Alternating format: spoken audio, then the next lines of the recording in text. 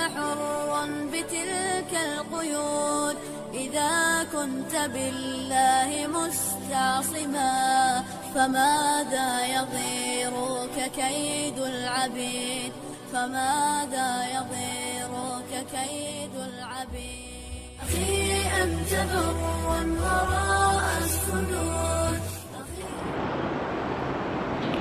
ونعوذ بالله من شرور أنفسنا ومن سيئات أعمالنا من يهده الله فلا مضل له ومن يضلله فلا هادي له ونشهد أن لا إله إلا الله وحده لا شريك له ونشهد أن سيدنا ونبينا وحبيبنا وطبيبنا وطبيب قلوبنا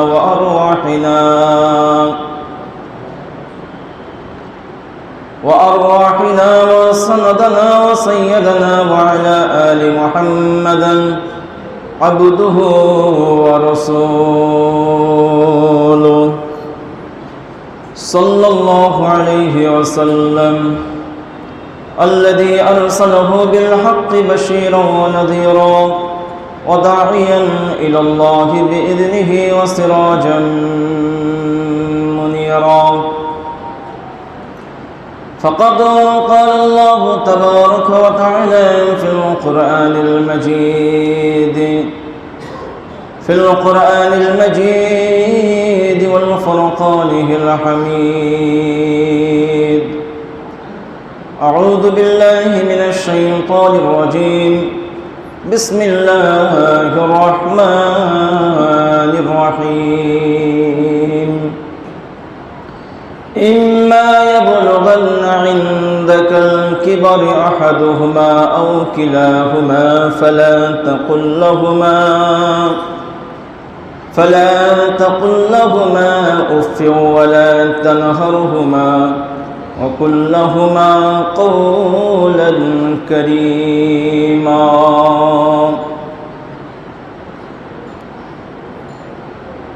صدق الله المولانا العظيم وصدق رسوله النبي الأمين المكين الكريم ونحن على ذلك لمن الشاكرين والشاكرين والحمد لله رب العالمين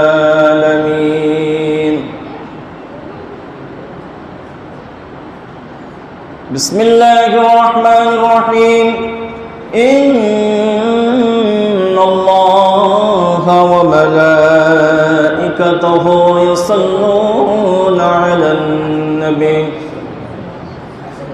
يا أيها الذين آمنوا صلوا عليه وسلموا تسليما اللهم صل على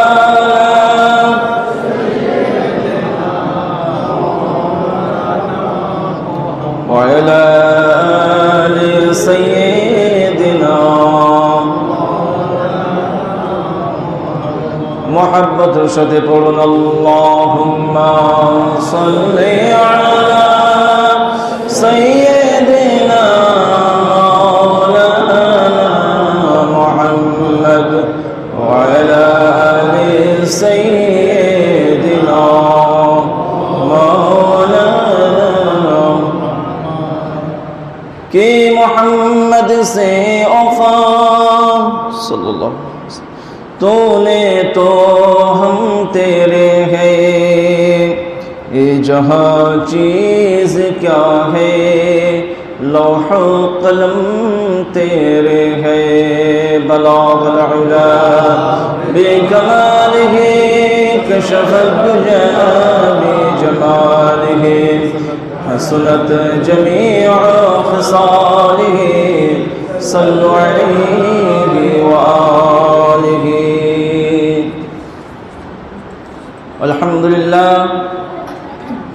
الحمد لله حمدا كثيرا طيبا مباركا فيه كما يحب ربنا ويرضى মহান স্রষ্টা আমাদের পরওয়ারদিগার আলম খালিক বিনিয়াজ মাওলাল করিম রব্বুল আলামিনের দরবারে অবনত চিত্তে সর্বপ্রথম শুকরিয়া আদায় করি যে রব আমাদেরকে পবিত্র জুমার দিবসে জুমার দিনে মসজিদে একত্রিত হওয়ার তৌফিক দান করেছেন। দুনিয়াবী সকল কাজ কাম থেকে, পার্থিব সকল কাজ কাম থেকে ফারাগাত করে আখিরাতের উদ্দেশ্যে, কামিয়াবির উদ্দেশ্যে আমরা আসতে পেরেছি। জুমার সালাত আদায়ের উদ্দেশ্যে আমরা আসতে পেরেছি মসজিদে। এজন্য মহান আল্লাহ রাব্বুল আলামিনের দরবারে হৃদয়ের আবেগ, অন্তরের অন্তরস্থল থেকে আমরা সবাই বলি আলহামদুলিল্লাহ। সেই সহ লাখো লাখো কোটি কোটি দরুদ ও সালাম বর্ষিত হোক, অর্পিত হোক, নাজিল হোক আল্লাহর সৃষ্টির প্রধান আকর্ষণ, শামসুল হিদায়াহ, বদরুদ্দুজা, নূরুল হুদা, সৈয়দুস সাকালাইন, খাতিমুন নবিয়িন আল মুরসালিন, আফতাবে নবুওয়া, শাহনশাহ রিসালা,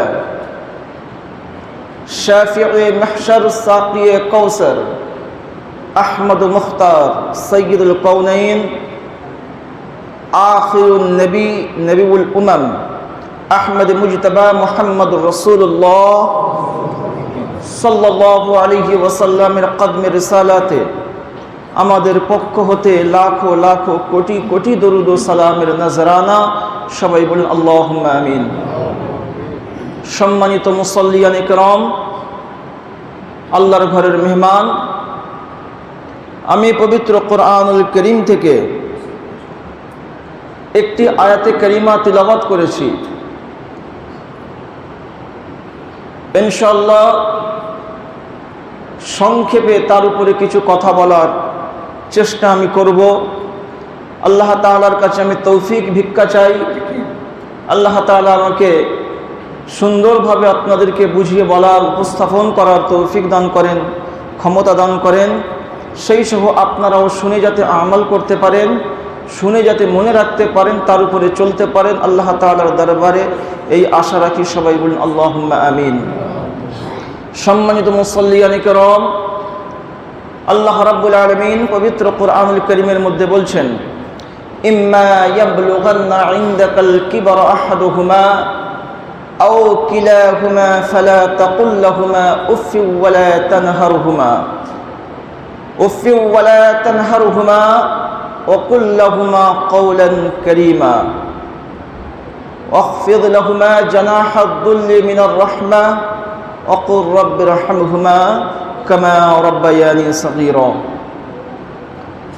আল্লাহ তাআলা এই আয়াতে কারিমার মাধ্যমে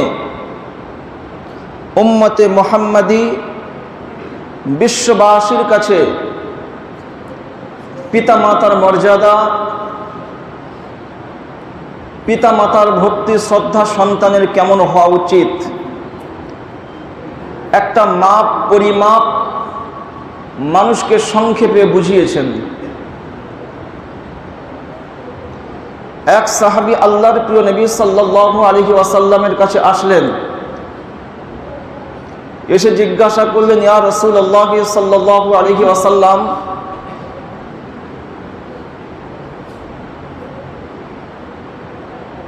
বেশি খিদমাত কিংবা মর্যাদায় বেশি পিতামাতার মধ্যে কে?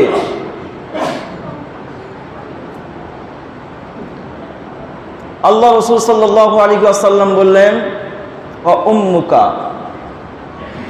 আবার দ্বিতীয়বার প্রশ্ন করলেন, পিতামাতার মধ্যে মর্যাদায় কে বেশি? আবার প্রিয় নবী সাল্লাল্লাহু আলাইহি ওয়াসাল্লাম বললেন, ফাকানা উম্মুকা। আবার তৃতীয়বার জিজ্ঞাসা করলেন, পিতামাতার মধ্যে মর্যাদায় বেশি কে? আবার আল্লাহর নবী সাল্লাল্লাহু আলাইহি ওয়াসাল্লাম বললেন, ও উম্মুকা বা ওয়াকানা উম্মুকা। তারপরে চতুর্থবার যখন আল্লাহর নবী সাল্লাল্লাহু আলাইহি ওয়াসাল্লাম জিজ্ঞাসা করলেন, যখন সাহাবী জিজ্ঞাসা করলেন, আল্লাহর নবী সাল্লাল্লাহু আলাইহি ওয়াসাল্লাম তখন বললেন ওয়া আবুকা, তোমার পিতা। প্রথম যখন জিজ্ঞাসা করলেন আল্লাহর নবী সাল্লাল্লাহু আলাইহি ওয়াসাল্লাম জিজ্ঞাসা করার উত্তরে বললেন তোমার মা। দ্বিতীয়বার জিজ্ঞাসা করলেন, বললেন তোমার মা। তৃতীয়বার জিজ্ঞাসা করলেন, বললেন তোমার মা, মর্যাদায় বেশি। চতুর্থবারে আল্লাহর নবী বললেন তোমার পিতা। আল্লাহর নবী তিনবার কেন বলেছেন? মুহাদ্দিসিনে কেরাম কি বলছেন? নির্ভরযোগ্য মুহাদ্দিসিনে কেরামদের তাদের দৃষ্টিভঙ্গি এবং তাদের উসুল যদি এখানে নিয়ে আসি, এবং বিখ্যাত রাইটার যারা আমাদের আহলুস সুন্নাহ ওয়াল জামাআতের, তারা তাদের হাসিয়া নিয়ে এসেছেন। এখানে তিনটা কারণ দেখানো হয়েছে। আল্লাহ নবী সাল্লাল্লাহু আলাইহি ওয়াসাল্লাম প্রথমে তিনবার কেন মায়ের কথা বলেছেন? আমার কথাগুলো আপনাদের মনে রাখতে হবে। এই কারণে মনে রাখতে হবে, আমরা সহজেই আলেম উলামারা বয়ান করি যে পিতার থেকে মায়ের সম্মান 3 গুণ বেশি, কিন্তু যে বলল সেও ক্লিয়ার করে দিল না কেন বেশি, এবং যে শুনছে সেও বুঝতে পারল না বেশি হওয়ার কারণটাও কি, সেটা সেও জানল না। তো ইনশাআল্লাহ আমাদের জানতে হবে বেশি কেন বলেছেন আল্লাহ নবী সাল্লাল্লাহু আলাইহি ওয়াসাল্লাম। প্রথম আল্লাহ নবী সাল্লাল্লাহু আলাইহি ওয়াসাল্লাম তিনবার এই কারণে বলেছেন, মুহাদ্দিসিনে কেরাম বলছেন 3টে কাজ সন্তানের জন্য মা করেন, মা পারেন, মাই সেই কাজটুকু করতে পারেন, আর কেউ করতে পারে না। সেটি কি?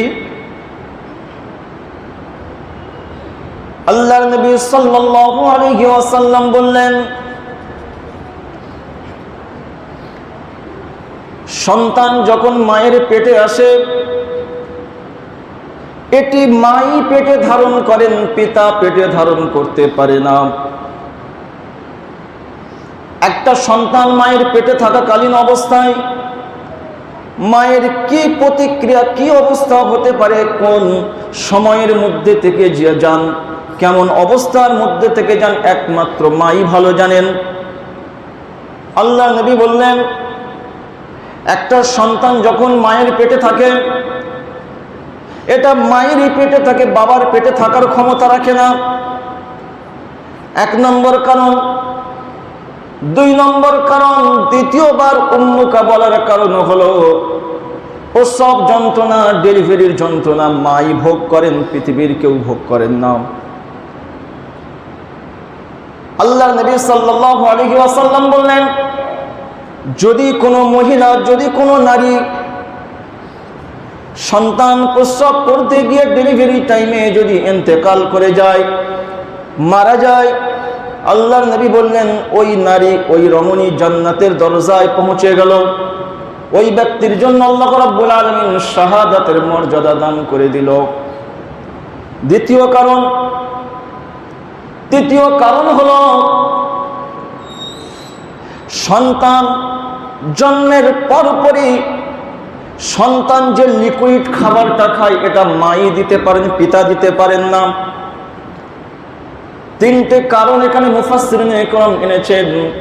প্রথম কারণ হলো সন্তান পেটে ধারণ করার ফলে, যে ধারণ করার ফলে এটা কোনো পুরুষ ধারণ করতে পারে না, এটা একমাত্র মহিলারই সম্ভব।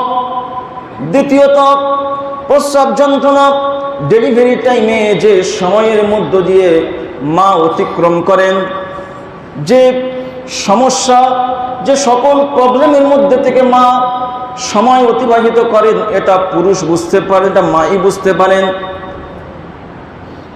আর 3 নম্বর কারণ হলো কোন পিতার দুগ্ধ কোনো সন্তান খেতে পারে না, পিতার দুগ্ধ সন্তান খেতে পারে না, মায়ের দুগ্ধ খেয়েই সন্তান বড় হয়। এই 3টা কারণ মুফাসসিরিনে কেরাম এখানে নিয়ে এসেছেন। আমার মায়েরা যখন ডেলিভারি টাইম, এখন আলহামদুলিল্লাহ এই ডেলিভারি টাইমের যে মৃত্যুর হার এখনও অনেক কম, কিন্তু একটা সময় ছিল এর হার প্রচুর ছিল। এখন কিন্তু সেটা আলহামদুলিল্লাহ অনেক কম। উন্নত প্রযুক্তি এবং আল্লাহর রহমতে, আল্লাহর ইচ্ছায় সেটা আগের থেকে এখন অনেকটা বেটার। এখন আল্লাহ নবী বললেন, কোনো মা যদি কোনো সন্তান ডেলিভারি করতে গিয়ে, বাচ্চা জন্ম দিতে গিয়ে যদি মারা যান, সেই ক্ষেত্রে সেই নারীর জন্য আল্লাহ তাআলা শাহাদাতের মর্যাদা, সেই ব্যক্তি, সেই নারী শহীদ হয়ে গেল। কিয়ামতের ময়দানে শহীদ হিসাবে তাকে ওঠানো হবে। আর যদি বেঁচে যায়, আল্লাহ নবী সাল্লাল্লাহু আলাইহি ওয়াসাল্লাম বললেন, যদি কোনো নারী ডেলিভারি টাইমে বাচ্চা প্রসব করতে গিয়ে যদি বেঁচে যায়, একজন যুদ্ধের ময়দানে একজন পুরুষ জিহাদ করতে গেল, যুদ্ধের ময়দানে, জিহাদের ময়দানে জিহাদ করতে গেল, সেই ব্যক্তি যদি শহীদ হয়ে যায় তার সমান সওয়াবের যেমন দেওয়া হলো। আর সে যখন বিজয়ী হয়ে, সে যখন জয়ী হয়ে ফিরে আসলো, তার লকব হয় গাজী। আল্লাহ রাব্বুল আলামিনের দরবারে একটা সন্তান জন্ম দেওয়ার পরে ওই মা যখন বেঁচে যাবে, আল্লাহর দরবারে গাজীর মর্তবা তার মায়ের আল্লাহর দরবারে হয়ে যাবে। মানে যদি মৃত্যু হয়ে যায় শাহাদাত, আর যদি বেঁচে যায় গাজীর মর্তবা, বিজয়ীর মর্তবা। যেমন যুদ্ধের ময়দানে যদি কোনো পুরুষ মারা যায়, সে শহীদের মর্তবা, যদি বেঁচে ফিরে আসে তাকে বলা হয় গাজী। তিনটে পরিচয় এখানে আমরা পেলাম যে আল্লাহ নবী সাল্লাল্লাহু আলাইহি ওয়াসাল্লাম মায়ের ক্ষেত্রে কেন বললেন 3 গুণ বেশি। বাচ্চা প্রসবের পরে প্রচুর পরিশ্রমের মধ্যে থেকেও কিন্তু মাকে যেতে হয়। আমি কেন বলছি কথাগুলো আজকে, বিশেষ করে যাদের বাবা মা বেঁচে আছেন, এখনো পর্যন্ত সময় আছে। যাদের বেঁচে নাই, মায়ের জন্য দোয়া করবেন, বাবার জন্য দোয়া করবেন। তাদের কবরের কাছে যাবেন, হাত তুলে আল্লাহর কাছে তাদের জন্য দোয়া করবেন। সকাল সন্ধ্যা রাত দুপুর যখন নামাজ পড়বেন, নামাজের পরে দোয়া করবেন। তাদের মাগফিরাতের জন্য, তাদের শান্তির জন্য আল্লাহর দরবারে দোয়া করবেন। কিন্তু যাদের বাবা মা নাই তারা এটা করবেন, যাদের আছে তাদের জান্নাত পৃথিবীতে এখনো পর্যন্ত বেঁচে আছে। তাহলে যুবক ছেলে মেয়ে, যুবক যারা আছেন বা যারা মধ্যবয়সী বা তার থেকেও বেশি, যাদের বাবা মা এখনও বেঁচে আছেন, বাবা মায়ের খিদমত করবেন। আজকে আমি টপিক নিয়ে এসেছি যাতে করে বাবা মায়ের খিদমত আমরা করতে পারি। আল্লাহ তাআলা আমাদের সবাইকে তৌফিক দান করুন এবং বুঝে সুঝে আমরা যেন বাবা মায়ের খিদমত করতে পারি। কেন বাবা মায়ের খিদমত করব? আল্লাহর প্রিয় নবী সাল্লাল্লাহু আলাইহি ওয়াসাল্লাম বসে আছেন মসজিদ নববী শরীফে। একজন সাহাবী এসে বলেন, ইয়া রাসূলুল্লাহ, ইয়া হাবিবাল্লাহ, আমি জিহাদের ময়দানে যেতে চাই। আল্লাহর নবী জিজ্ঞাসা করলেন, তোমার পিতা মাতা কি বেঁচে আছে? তোমার মাতা কি বেঁচে আছে? ওই সাহাবী বললেন, ইয়া রাসূলুল্লাহ, হ্যাঁ আছে। আল্লাহর নবী বললেন, জিহাদের ময়দানে যাওয়ার দরকার নাই, মায়ের খিদমত করো। ডান দিকে বললেন। হাদিসটা এরকম, যেমন বসে আছেন আল্লাহর নবী, ডান দিক থেকে ওই সাহাবী এসে বললেন, ইয়া রাসূলুল্লাহ, আমি আমার জিহাদে যেতে চাই। ইয়া রাসূলুল্লাহ, আপনার সাথে জিহাদ করতে চাই, আপনার সাথে থেকে থেকে, আপনার ডানে বামে থেকে আপনাকে সাহায্য করতে চাই জিহাদের ময়দানে। আল্লাহর নবী বললেন, ঠিক আছে, তুমি জিহাদ করতে চাও, তোমার মা বাবা বেঁচে আছে? বললো হ্যাঁ। মায়ের খিদমত করো, জিহাদে যাওয়ার প্রয়োজন নাই। মায়ের খিদমত, বাবার খিদমত কতটা গুরুত্বপূর্ণ আল্লাহর নবী দেখিয়েছেন। দেখুন, ওই সাহাবীর ডান দিক থেকে ঘুরে বাম দিকে ঘুরে গেলেন, ইয়া রাসূলুল্লাহ, আপনার সাথে থেকে আমি জিহাদ করতে চাই, জিহাদের ময়দানে যেতে চাই। আল্লাহর নবী বললেন, তোমার মায়ের খিদমত করো, মা বেঁচে আছে, মায়ের খিদমত করো। আবার নবী মুস্তাফার সামনে চলে আসলেন, সম্মুখে এসে বলেন, ইয়া রাসূলুল্লাহ, ইয়া হাবিবাল্লাহ, আপনি আমাকে ইজাজত দেন, আমি আপনার সাথে থেকে জিহাদের ময়দানে জিহাদ করতে চাই। আল্লাহর নবী সাল্লাল্লাহু আলাইহি ওয়াসাল্লাম বলেন, তোমার মা বেঁচে আছে? ইয়া রাসূলুল্লাহ, হ্যাঁ বেঁচে আছে। যদি বেঁচে থাকে মায়ের সেবা করো, মায়ের শুশ্রূষা করো, মাকে ভালোবাসো, মায়ের খিদমত করো, জিহাদের ময়দানে যাওয়ার প্রয়োজন নাই। ও সাহাবী, আমি রাসূলুল্লাহ সাল্লাল্লাহু আলাইহি ওয়াসাল্লাম তোমাকে জানিয়ে দিলাম, যদি তুমি জিহাদের ময়দানে না গিয়ে তুমি তোমার মায়ের খিদমত করো, জিহাদের সমান সওয়াব আল্লাহ তাআলা তোমার নামায় আমলে দান করে দেবে। এখন তৃতীয়বার, যেমন বাচ্চারা বাবার কাছে বায়না করেন, ছোট বাচ্চারা যখন বাবার কাছে যখন বায়না করেন, এইরকম বায়না শুরু করছে, ডানে গেলেন, বামে গেলেন, সামনে গেলেন। আল্লাহ নবী সাল্লাল্লাহু আলাইহি ওয়াসাল্লাম পিছনে ঘুরে গেলেন। আল্লাহ নবী সাল্লাল্লাহু আলাইহি ওয়াসাল্লাম আবার সামনে বলছে, ইয়া রাসূলুল্লাহ ফিদাকা আবি ওয়া উম্মি, ইয়া রাসূলুল্লাহ আপনার কদমের সালাতে আমার পিতামাতা কুরবান হয়ে যাক, ইয়া রাসূলুল্লাহ আপনি আমাকে ইজাজত দিন। আল্লাহ রাসূল তখন বললেন যে তুমি যদি তোমার পিতামাতার খিদমত করো, জিহাদের ময়দানে যাওয়ার জন্য যে সওয়াব আল্লাহ তাআলা তোমার নামায় আমালে দান করবেন, এই সওয়াব আল্লাহ তাআলা তোমার নামায় আমলে দান করে দেবেন, পিতামাতার খিদমত করো। এখন একটা কথা না বললেই নয়, বর্তমান প্রেক্ষাপটের দিকে যদি আমরা তাকাই, আমাদের কিছু কলঙ্কিত বুদ্ধিজীবী আছে যারা নারীদের সম্মান নিয়ে কথা বলেন, সমান অধিকার। আচ্ছা বলেন তো, পুরুষ মহিলা, নারী পুরুষের কখনো সমান অধিকার হতে পারে? আওয়াজ দেন, সবাই আওয়াজ দেন। যারা চুপ করে আছেন, আমি ধরবো যে আপনাদের চুপ মানে হ্যাঁ ধরা হয়, যারা বলছেন ঠিক আছে, কিন্তু যারা চুপ করে আছেন তারা বলছেন, তারা এটা ভাবছেন যে আমার একটা ছেলে একটা মেয়ে, তাহলে দুটোকে তো সমান চোখে দেখব। দেখুন আমাদেরকে কিভাবে আমাদেরকে এই নকল বুদ্ধিজীবীগুলো আমাদেরকে পড়াচ্ছে, নকল বুদ্ধিজীবীগুলো কিভাবে আমাদেরকে আমাদের জেহেনে, আমাদের দিমাগে, আমাদের মাথাতে কিভাবে ভ্রান্ত ধারণা, ভুল ধারণা তৈরি করে দিচ্ছে, এটা আমাদের জানা উচিত। নারী পুরুষ কখনো এক হতে পারে না। যদি বলেন সমান অধিকার, একটা মায়ের 4টা সন্তান, এখন প্রথম সন্তান মা গর্ভে ধারণ করে, দ্বিতীয় সন্তান বাবাকে বলবে এবার তুমি ধারণ করো, সমান অধিকার তো একেই বলে। তৃতীয়টা আমি নেব, আবার চতুর্থটা তুমি নিও। পেটে ধারণ করার ব্যাপার যদি আসে, তাহলে সমান অধিকারটা কোথা থেকে হচ্ছে? বরঞ্চ পৃথিবীতে নারীর কোনো মর্যাদাই ছিল না। আজ তারা বলে নারীদের মর্যাদা ইসলাম দেয় নাই, তাদেরকে বদ্ধ করে দিয়েছে, তাদেরকে বন্ধ করে দিয়েছে, তাদের বোরখার মধ্যে লুকিয়ে ফেলেছে, তাদের ঘরের মধ্যে বন্ধ করে দিয়েছে, 4 দেওয়ালের মাঝখানে তাদের বন্ধ করে দিয়েছে, তাদেরকে সুশিক্ষায় শিক্ষিত হতে দেয় না। এটা কখনো কোথাও দেখাতে পারবেন না যে আমাদের নারীদেরকে আমরা শিক্ষিত করতে পারবো না। বরঞ্চ আল্লাহ নবী সাল্লাল্লাহু আলাইহি ওয়াসাল্লাম বলেছেন, তালিবুল ইলমু ফারিজাতুন আলা কুল্লি মুসলিমিন ওয়া মুসলিমাত, পুরুষ এবং মহিলার জন্য ইলমে দ্বীন, জ্ঞান চর্চা করা, জ্ঞান শিক্ষা করা ফরজ করেছেন। এটা কিন্তু কোনো ধর্মে নাই। নারীদের বিষয়ে যতটা আল্লাহর নবী সাল্লাল্লাহু আলাইহি ওয়াসাল্লাম মর্যাদার জায়গায় নিয়ে এসেছেন, কোনো ধর্মই দেয়নি। তাহলে আজ সবার টার্গেট কেন ইসলামের উপরে, মুসলমানদের উপরে কেন টার্গেট? এ কারণে আমি বললে আমার শত্রু হবে, ইসলাম বলেছে তাই ইসলাম পৃথিবীর সবার কাছে শত্রু হয়ে দাঁড়িয়েছে, তাতে কোনো ক্ষতি হবে না। যুগে যুগে এমন হয়ে এসেছে, আজও হচ্ছে, তাতে করে ইসলামের কোনো ক্ষতি ইনশাআল্লাহ হবে না। যদি বলেন যে নারী পুরুষের সমান মর্যাদা, তাহলে কিন্তু নারীকে ছোট করে দেখা হবে।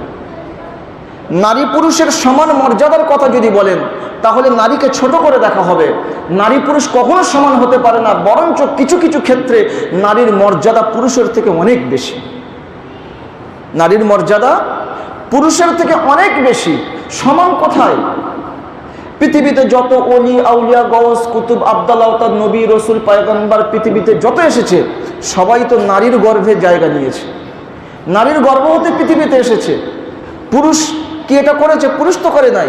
তাহলে নারীর মর্যাদা তো আল্লাহ রাব্বুল আলামিন স্বয়ং দিয়েছেন। পৃথিবীতে যত বড়ই মানে আপনার আমাদের ধর্মীয় লাইনের কথা যদি আমি ছেড়ে দিই, আপনার যেমন যে আইপিএস হোক, আপনার আইএস হোক, আপনার বিএ, এমএ, এমকম, যাই হোক না কেন, পৃথিবীতে যত ডিগ্রি আছে না কেন, বা যত উচ্চ পর্যায়ে রাজা বাদশাহ, রাজা মহারাজা বাদশাহ, তার থেকে বড় বাদশাহ যাই হোক না কেন, যে যেমন জায়গায় থাকুক না কেন, প্রতিটি মানুষ কিন্তু মায়ের গর্ভ হতে পৃথিবীতে এসেছে। তাহলে আল্লাহ নবী সাল্লাল্লাহু আলাইহি ওয়াসাল্লাম এই মায়েদের সম্পর্কে বললেন, আল জান্নাতু তাহতা আকদামুল উম্মাহাত, তোমার মায়ের কদমের নিচে তোমার জান্নাত। পুরুষের জান্নাত মায়ের কদমের নিচে, পায়ের নিচে। তাহলে কি যার পায়ের নিচে পুরুষের জান্নাত থাকতে পারে, তার মর্যাদা কি আমাদের মতো হতে পারে না আমাদের থেকে বেশি হতে পারে? যার কাছে জান্নাত আছে সে নিশ্চয়ই তো আমাদের থেকে বেশি হবে। কথা বুঝতে পারছেন না? একটু হ্যাঁ না বললে তো আমি একটু বুঝতে পারি।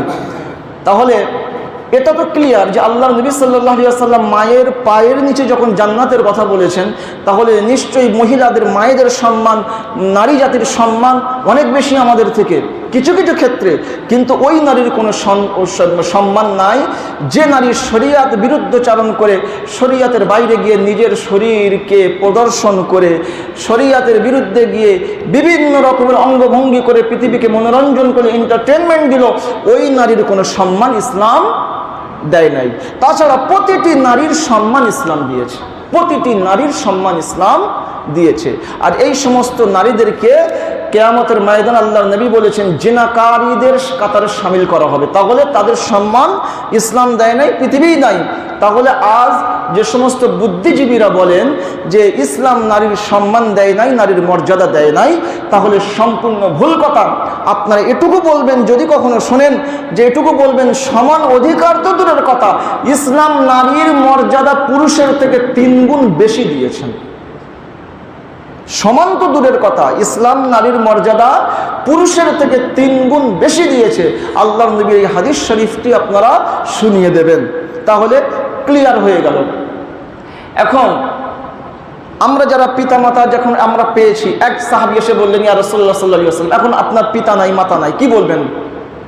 ইম্মা ইয়াবলুগান্না ইনদাকাল কিবারা আহাদুহুমা আও কিলাহুমা, আহাদুহুমা আও কিলাহুমা। আল্লাহর নবী বললেন, যখন তোমাদের পিতা মাতাকে তোমরা বৃদ্ধ অবস্থায় পাবে, ইম্মা ইয়াবলুগান্না ইনদাকাল কিবারা আহাদুহুমা আও কিলাহুমা, যখন তোমার পিতা মাতাকে তোমরা বৃদ্ধ অবস্থায় পাবে, উফি ওয়ালা তানহারহুমা। আল্লাহ তাআলা কি সুন্দর শব্দ ব্যবহার করেছেন দেখুন।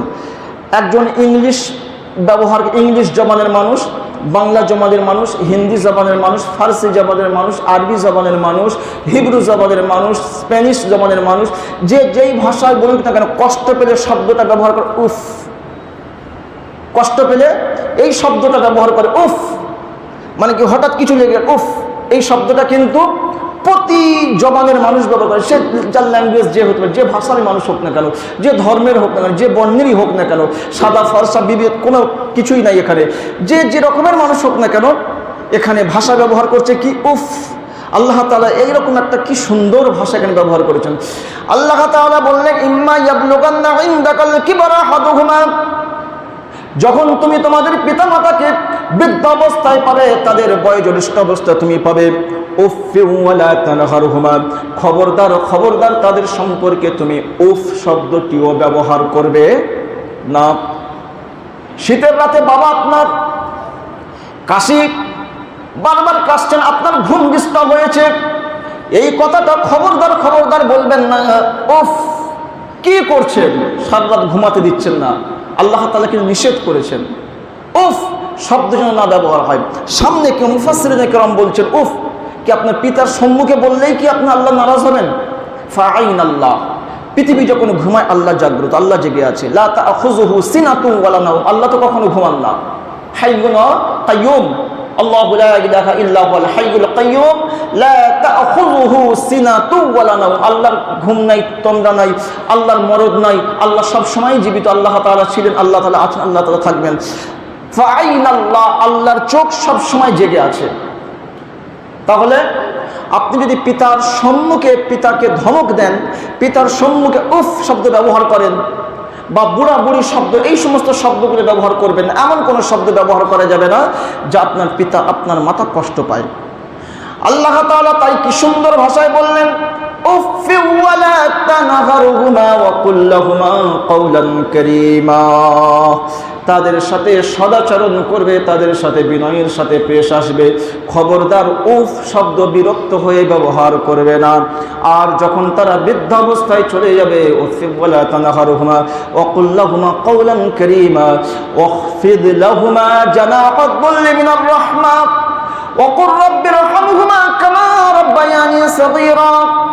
পিতামাতার জন্য আল্লাহর কাছে এরকম দোয়া করবেন, আল্লাহ তাআলা আমাকে শিশু অবস্থায় যেমন করে তারা আমাকে লালন পালন করেছেন, শিশু অবস্থায় আমার শৈশবকালে আমার শিশু অবস্থায় যখন আমি কিছুই খেতে পারতাম না, তারা খাবার চিবিয়ে আমাকে খাইয়েছেন, আমার প্রতিটি বায়না তারা আমাকে পূরণ করেছেন, বলটা বারবার ফেলে দিয়েছেন, বারবার ফেলে দিয়েছেন, বাবা মা একবারের জন্য বিরক্ত প্রকাশ করেন নাই। আমরা যারা বাবা এটা ফিল করি, আমরা যারা বাবা আছি আমরা এটা ফিল করব। বারবার বাচ্চা আপনার বলটা ফেলে দিচ্ছে, কিন্তু আপনি ওই বলটা তুলে নিয়ে এসে আবার বাবাকে বাচ্চাকে দিচ্ছেন। আপনার কষ্ট হচ্ছে, আপনার পরিশ্রম হচ্ছে, তারপরেও একবার এই কথাটা বলেন ওফ। আল্লাহর দরবারে দোয়া করতে হবে, আল্লাহ যেমন করে শিশুকালে যখন আমাদের কোনো সহায় ছিল না, যখন কোনো আমাদের সহযোগিতা করার মতো কেউ ছিল না, এইরকম একটা সময়ে আপনি যখন আমাদেরকে আমাদের মায়েদের কোলে বাবাদের কোলে আমাদেরকে লালন পালন করেছেন, আমাদের উত্তম ব্যবস্থা করেছেন, জান্নাতের কোলে আমাদেরকে রেখে দিয়েছিলেন। ওই জান্নাত যখন আমাদের কাছে আছে, আমাদেরকে খিদমত করার তৌফিক দান করেন। তারা যখন মারা যাবে তাদের জন্য এই দোয়া করবেন, আল্লাহ তাআলা কবরটাও আপনি যেমন আমাদেরকে যেমন শিশুকালে লালন পালন করেছেন, আপনার রহমতের কোলে রহমতের ছাওয়ায় তাদেরকে আপনি লালন পালন করুন। এই দোয়া সবাই আমরা করব, প্রতি দোয়াতে প্রতি নামাজ এটা করব। আমি করি, আমার বাবা আল্লাহ এখনো পর্যন্ত বাঁচিয়ে রেখেছেন, আমার বাবা আছেন, মা আছেন, সবাই আছেন, তবু আমি করি। কেন করি বলুন তো? আল্লাহ নবী সাল্লাল্লাহু আলাইহি ওয়াসাল্লাম বলেছেন, যদি কোনো ব্যক্তির জন্য আপনি দোয়া করেন, আল্লাহ আপনাকে বড়লোক করে দেন, আপনাকে আল্লাহ বড়লোক করে দেন। এই দোয়া যদি করেন, আল্লাহ আপনাকে উত্তম কিছু ভালো কিছু দান করুন, আল্লাহ আপনার সম্মান বৃদ্ধি করুন, আল্লাহ আপনার ইজ্জত আতা করুন। এই দোয়া যদি আপনি আমার জন্য করেন, আল্লাহ নবী সাল্লাল্লাহু আলাইহি ওয়াসাল্লাম বললেন, যদি কেউ কাহার জন্য দোয়া করে, কিংবা যদি কেউ কাহার বাবার জন্য দোয়া করে, আল্লাহ অমুকের বাবা মারা গিয়েছেন, আল্লাহ আপনি তাকে জান্নাত দান করুন।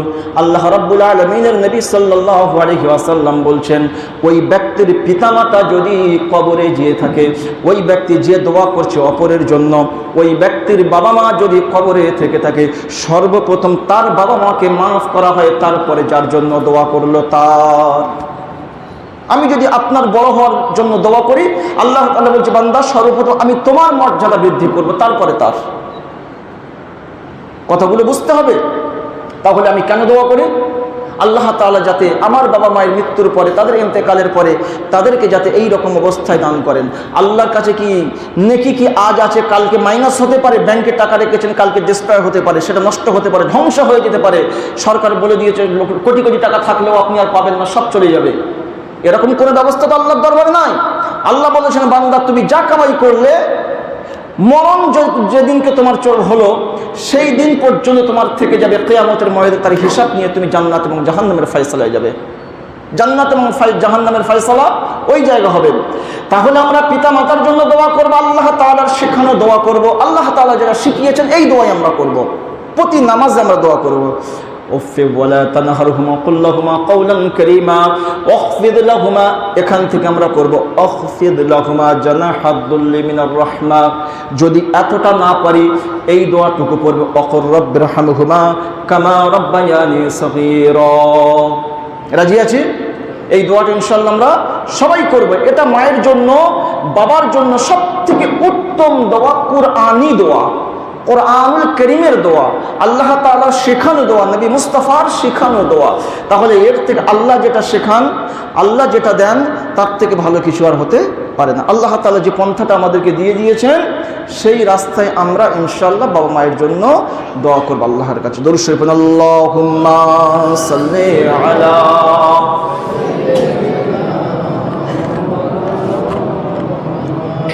وعلى آل سيدنا مولانا محمد।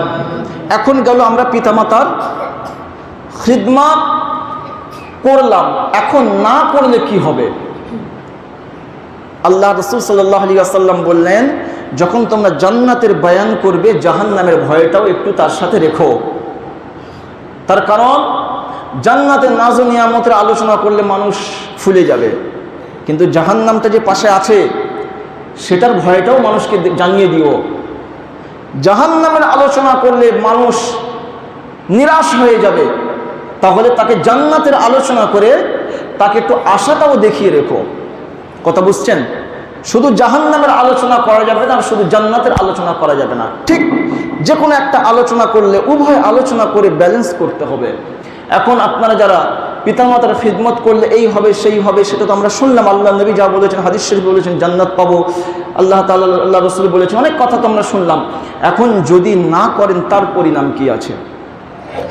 আল্লাহর প্রিয় নবী সাল্লাল্লাহু আলাইহি ওয়াসাল্লাম বাইজাবি শরীফের মধ্যে এসেছে, আল্লাহ নবী সাল্লাল্লাহু আলাইহি ওয়াসাল্লাম বলছেন, যদি কোনো সন্তান তার পিতাকে আঘাত করা দূরে যাক, তার মনে কষ্ট দেয়, যতক্ষণ না পর্যন্ত ওই পিতা মাতা যাকে কষ্ট দিল সন্তান যতক্ষণ না পর্যন্ত মাফ চাবে, ততক্ষণ পর্যন্ত তার নামাজ, তার রোজা, তার হজ, যাকাত, কলেমা সব কিছু জমিনে থেকে যাবে, আল্লাহর দরবারে কবুল হবে না।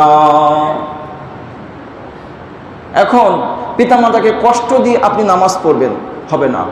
পিতামাতাকে কষ্ট দিয়ে আপনি রোজা করবেন, হবে না। পিতামাতাকে কষ্ট দিয়ে আপনি দান সাদকা করবেন, হবে না। তাহলে আপনাকে এটাও করা যাবে না। এখন যদি পিতামাতার খিদমত না করেন কি হবে? আল্লাহ নবী বললেন, যদি তোমার পিতামাতা পৃথিবীতে বেঁচে থাকে, তুমি খেয়েছো, পিতামাতাকে খাওয়াও নাই, কিয়ামতের ময়দানে তার হিসাব দিতে হবে। আর হিসাব আল্লাহর দরবারে দেওয়া সহজ নয়। আমরা কেউই যদি আল্লাহ যদি আমাদের কাছ থেকে হিসাব নেন, বান্দা হিসাব দে তবেই তোর জান্নাতে যেতে দেব, তাহলে কেউই আমরা পার পাবো না। যদি আল্লাহ বলেন যে বান্দা হিসাব দে তবেই তোকে জান্নাতে যেতে দেব, তাহলে আমরা কেউই জান্নাতে যেতে পারবো না। তাহলে কিভাবে যাব? আল্লাহর নাম রহমান, আল্লাহর নাম গফফার, করিম, সত্তার, রহিম, এই সমস্ত নামের বরকতে আমার নবী মুস্তাফার ওসিলাতে আমরা জান্নাতে যাব। নবী মুস্তাফা যদি বলেন আমার উম্মত, তবেই আমরা জান্নাতে যেতে পারবো। আল্লাহ নবী বললেন, যে মাকে কষ্ট দেবে, বাবাকে কষ্ট দেবে, সে আমার উম্মতের শামিলে নয়। তাহলে কি করে যাবেন জান্নাতে? আল্লাহ নবী বললেন, যদি কোনো উম্মত তার বাবাকে কষ্ট দেয়, মাকে কষ্ট দেয়, সে আমার উম্মতের অন্তর্ভুক্ত নয়, উম্মত থেকে খারিজ। তাহলে আপনি আপনার পিতা মাতাকে কষ্ট দিয়ে নামাজ পড়লে কাজে আসবে না, রোজা করলে কাজে আসবে না, হজ যাকাত কিছুই করলে কাজে আসবে না। পিতা মাতাকে আপনাকে সম্মান করতে হবে। এখন আপনি বলবেন, হুজুর আমার পিতা বড়ই অবাধ্য মানুষ, বড়ই অভদ্র অবাধ্য মানুষ। বলতে পারেন, অনেকেই আছেন মনে করেন আপনার বিবেক, আপনার বিবেচনায় আপনি মনে করতে পারেন যে আমার বাবা বড়ই অভদ্র মানুষ, কথায় কথায় গালাগালি করে, কথায় কথায় বাজে কথা বলে, কথায় কথায় বিভিন্ন রকমের অঙ্গভঙ্গি করে, আমার মা খুবই বাজে, এমনকি আপনার খুবই খারাপও যদি আমি ধরে নিই, হতে পারে। আল্লাহ নবী সাল্লাল্লাহু আলাইহি ওয়াসাল্লামের সাহাবী আল্লাহ নবীর কাছে এসে বলেন, ইয়া রাসূলুল্লাহ, ইয়া হাবিবাল্লাহ, আমার মাতা বড়ই অভদ্র, পর পুরুষের কাছে যায়। আল্লাহ নবী বললেন, তুমি তোমার মায়ের জন্য দোয়া করো। আল্লাহ নবী সাল্লাল্লাহু আলাইহি ওয়াসাল্লামের কাছে ওই সাহাবী আবার বলেন, ইয়া রাসূলুল্লাহ, আমি অনেক দোয়া করি কিন্তু আমার মা তাতে পরিবর্তন হয় না। আমার মা কাফেরা, সে মুসলমানই তো হয়নি, আর সে খারাপ কাজের মধ্যে লিপ্ত আছে। ইয়া রাসূলুল্লাহ, আমি কি তাকে শাসন করতে পারবো? আল্লাহ নবী বললেন, তুমি শাসন করতে পারবে না, তুমি বোঝাতে পারবে। দেখুন আল্লাহ নবী কি সুন্দর আদর্শ দিয়েছেন যে তুমি শাসন করতে পারবে না, বোঝাতে পারবে। বোঝানো সম্ভব, বোঝানো আর শাসন করা দুটো জিনিস কিন্তু আলাদা, এটা আমাদের বুঝতে হবে। আমি বোঝাচ্ছি আপনাদেরকে, কিন্তু আপনাদের শাসন করছি না। আমি যে বায়ান করছি এটা বোঝানো, এটা বোঝানো, কিন্তু শাসন নয়। শাসন তাকে বলে সন্তানরা নামাজ পড়লে 2-4টে বেদ দিয়ে দেওয়া, একে বলা হয় শাসন। শাসন তাকে বলে সন্তানরা নামাজ পড়ে তার খাবার বন্ধ করে দেওয়া, এটাকে বলা হয় শাসন। শাস্তি স্বরূপ, শাস্তি আর শাসন একই জিনিস। ঠিক আল্লাহ নবী সাল্লাল্লাহু আলাইহি ওয়াসাল্লাম বলেন, তুমি শাসন করতে পারবে না, শাস্তি দিতে পারবে না, তোমাকে আল্লাহর কাছে দোয়া করতে হবে, তুমি বোঝাতে পারো। তৃতীয়বার বলার পরে বলেন, ইয়া রাসূলুল্লাহ, ইয়া হাবিবাল্লাহ, আপনি আমার মায়ের জন্য দোয়া করুন। আল্লাহর নবী সাল্লাল্লাহু আলাইহি ওয়াসাল্লাম বললেন, যাও তোমার মায়ের জন্য আমি দোয়া করে দিলাম।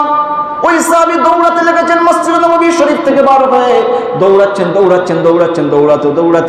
যাচ্ছেন, এত বেগে যাচ্ছেন, ঘরের দিকে দৌড়ে যাচ্ছেন, ঘরের দরজা খুলছেন আর মা ঘর থেকে বার হয়ে আসছে, সন্তানকে জড়িয়ে ধরেছে। বলুন সুবহানাল্লাহ। যেহেতু আল্লাহ নবীর দোয়া তো কবুল হয়ে গিয়েছে, সন্তান দৌড়াচ্ছে ঘরের দিকে। পরবর্তীতে সাহাবী বলছেন, আল্লাহর নবী যখন দোয়া করেছেন, যখন হাত তুলেছেন, সাথে সাথে আমি আনন্দে আত্মহারা হয়ে গিয়েছি। পৃথিবীতে সব মিস হতে পারে, বন্দুকের গুলি মিস হয়ে যেতে পারে, কিন্তু নবী আমার হাত তুলেছে, আল্লাহর দরবারে দোয়া মিস হবে। আল্লাহ নবী আমার হাত তুলেছেন, আমি দৌড়াচ্ছি। আমি দৌড়াতে দেখলাম আল্লাহর নবীর হাত তোলা তখনও পর্যন্ত রয়েছে, আমি দৌড়াচ্ছি তখন। এখন ঘর পর্যন্ত যখন গিয়েছে, আমার মা ঘর থেকে বার হয়ে আসতে এসে আমাকে জড়িয়ে ধরেছে। মা বললেন, চলো তোমার নবীর কাছে নিয়ে চলো আমাকে, আমি কলেমা পড়ব, মুসলমান হব, আমি আমার জীবনটাকে নতুন করে শুরু করতে চাই। তাহলে দোয়া করতে পারবেন। আল্লাহ নবী তাহলে বলতেন, শাসন করো, মারো, ধরো। আল্লাহ নবী করেছেন, সাহাবায়ে কেরামকে শিক্ষা দিয়েছেন মানে আমাদেরকে শিক্ষা দিয়েছেন। আল্লাহ নবীকে সাহাবায়ে কেরাম যেটা বলেছেন, সেই শিক্ষা আজও পর্যন্ত আমাদের কাছে আছে। সেই শিক্ষাটা আমাদের গ্রহণ করতে হবে। কেন বয়ান করা হয়? আল্লাহ নবী যা করেছেন, সাহাবায়ে কেরাম যা করেছেন, সে কাজটা আমরা করব, সেই আদর্শটা আমরা গ্রহণ করব। এটাই হলো আমাদের জন্য উত্তম পন্থা। প্রিয় নবী সাল্লাল্লাহু আলাইহি ওয়াসাল্লাম বলেছেন, পুরুষ ও যুবক, তুমি তোমার পিতা মাতাকে যদি কষ্ট নয়, তুমি যদি শারীরিক আঘাত করো, বাপের উপরে রাগ হয়েছে, মা বাবার মধ্যে ঝগড়া হচ্ছে, এখন আপনি কার রাস্তা, কার দিকে যাবেন? যখন বাবা মায়ের সাথে ঝগড়া হয়, দেখবেন কিছু সন্তান বাবার দিকে যায়, আবার কিছু সন্তান মায়ের দিকে যায়। এটাও করা যাবে না। সম্মানের দিকে 3 গুণ বেশি আপনার মা, কিন্তু ভালোবাসার জায়গা আপনি বাপ মাকে কম করতে পারবেন না। মাকে একটা শীতের রাতে চাদর কিনে দিয়েছেন, বাবাকে কিছুই দেন নাই, বাবাই ঠান্ডায় কষ্ট পাচ্ছে, এর হিসাব আল্লাহর কাছে দিতে হবে। কথা বুঝতে পারছেন? তার কারণ মা যেমন সন্তানকে লালন পালন, জন্ম দিয়ে কষ্ট করেন, গর্ভে ধারণ করে কষ্ট করেন, ডেলিভারি জন্ম দিয়ে কষ্ট করেন, দুগ্ধ খাইয়ে, তাকে খাবার দাবার খাইয়ে, তাকে কষ্ট করে মেহনত করে, গাহাত ধুইয়ে পরিষ্কার পরিচ্ছন্ন করে তাকে যেন আস্তে আস্তে বড় করে তোলেন, তার সাথে সাথে সেগুলো যোগান দেওয়ার জন্য পিতার ভূমিকা কিন্তু অনস্বীকার্য। পিতাকেও কিন্তু অস্বীকার করা যাবে না। তাহলে একটা সন্তান লালন পালনের ক্ষেত্রে পিতা মাতা উভয়ের ভূমিকা সমান হারে থাকে। এই কারণে আল্লাহ নবী বললেন, তুমি তোমার বাবাকেও ছোট করে দেখতে পারবে না। সম্মানের জায়গা আল্লাহর দরবারে সেটা কম বেশি আছে, কিন্তু তোমার কাছে পিতা মাতার জায়গা যেটা, কাউকে তুমি ছোট করে দেখতে পারবে না। এখন আপনি পিতা মাতার মধ্যে দ্বন্দ্ব লেগেছেন, কার দিকে যাবেন? আল্লাহকে সাক্ষী রাখবেন। যদি আপনি মনে করেন যে আমার পক্ষে সুহুদ ইখতিয়ার করা অবশ্যই দরকার, পিতাকে বোঝাচ্ছেন হচ্ছে না, মাকে বোঝাচ্ছেন হচ্ছে না, তখন সেখান থেকে সরে আসবেন। তার কারণ আপনি গুনাহগার হয়ে যেতে পারেন, জাহান্নামী হয়ে যেতে পারেন।